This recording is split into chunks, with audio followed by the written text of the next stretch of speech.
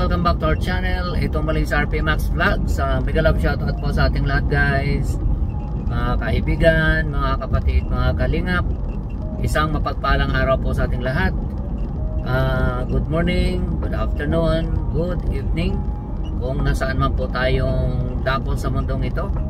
Ito, subukan po nating mag-reaction guys habang nagmamaniho po tayo papunta sa opisina. Ayan, so maximize the time, ika nga. Okay? So wag po kayong mag-alala guys dahil mabagal lang naman po yung takbo natin kahit na magre-reaction po tayo. Okay? So gusto ko lang pong reaksyonan guys. Ito nga pong dialogue no ni Ido at saka ni Viancy. Particularly ito nga pong desire o gusto nga po ni Viancy na maging flight attendant. At dito sa dialogue na ito makikita natin guys na kino-convince po siya ni Kalingap Ido na kung pwede wag nang mag flight attendant dahil nga po nabanggit na po natin yan sa live natin o sa mga reaction po natin na challenge po talaga no pagka ang partner mo ay isang flight attendant dahil nga po palagi po yang nasa biyahe at baka sa isang buwan baka isa, dalawang beses lang kayo magkita. So challenge po no. Although sinasabi naman natin na kahit naman flight attendant siya, pag naging sila talaga ni Kalingap Ido, pwede naman pong huminto. A few moments later. At dito pakinggan natin guys ang dialogue po nila. Ito po yun. Yung ibig ko pong sabihin yung sarili ko pong achievements. Bakit? Ito. Itong ginagawa natin. Achievement na to. Maraming accomplishment ka na natatamasa. Ito pa rin po yun. Bakit mo naman dinadaan sarili mo? Kung di naman dahil sa'yo, hindi ka mapapabahayan. Hindi po. Ganito ka ganda, di ba? Kumbaga po, gusto ko yung may pinaghirapan din ko po.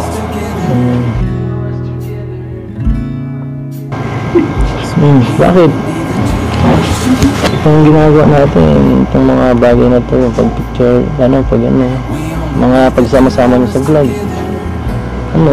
Naghihirapan mo naman to. Yung mga, kaya yung mga natatamasa mo ngayon. Diba? Yung kagaya ng pag-effort sa pagsama, sa travel, yan. Pag minsan dito, ginagawa ka pa. Para mag-vlog, yan. Basta iba pa rin po yun. Iba pa rin po yun. Iba pa rin. Bakit? Pangarap mo talaga maging FA? Ay. Ano yan? Baka malayo ka sa akin yan. Nag-iisipan mo talaga yung desisyon mo. Hindi mo ako sinasama. Nakakatampo ka. Yun, so napanood natin guys. Dito tayo hanga no, kay Viancy.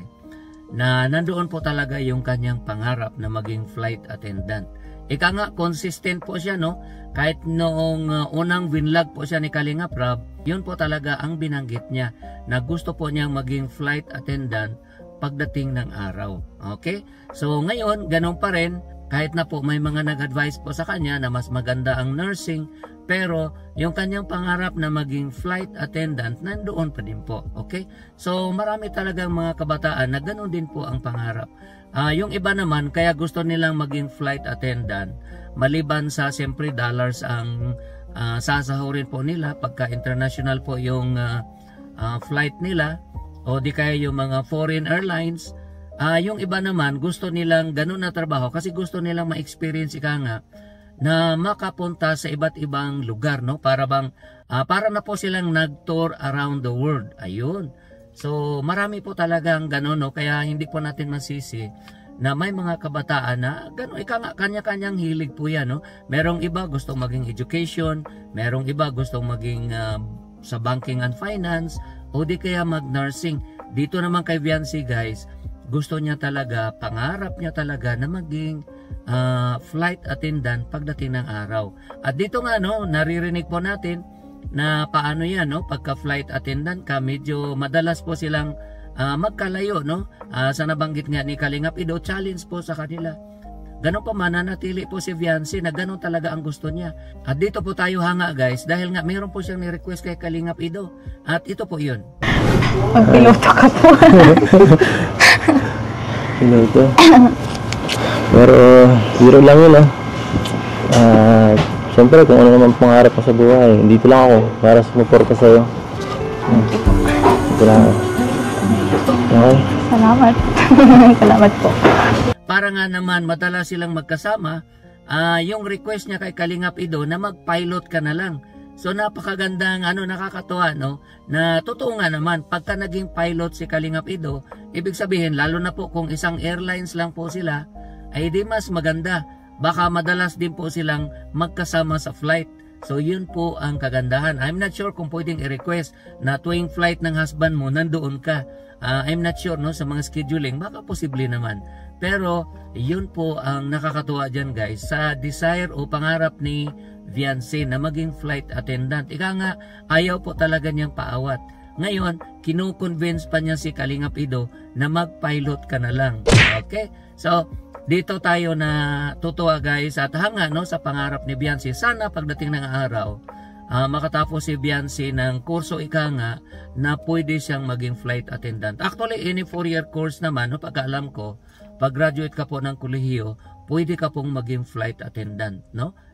Marami naman pong ganon na basta nasa tamang height ka at lahat ng requirements ika nga, lahat ng qualifications na meet mo at nakikita naman po natin guys sa beauty at lalo na po sa height nakikita natin sa height ni Viancy guys, qualified po siya. So yun po ang kagandahan. Okay?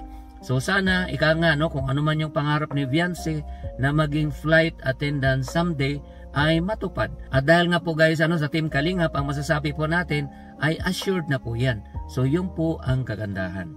Okay? So yun lang po guys ang gusto kong gawa ng reaction. Alam ko naman guys napanood nyo po yung buong video at nakita po natin kung ilang beses nagpalit ng damit si Viancy. At nakikita po natin na ang ganda po ni Viancy kahit na anong klaseng isusuot po niya. Okay?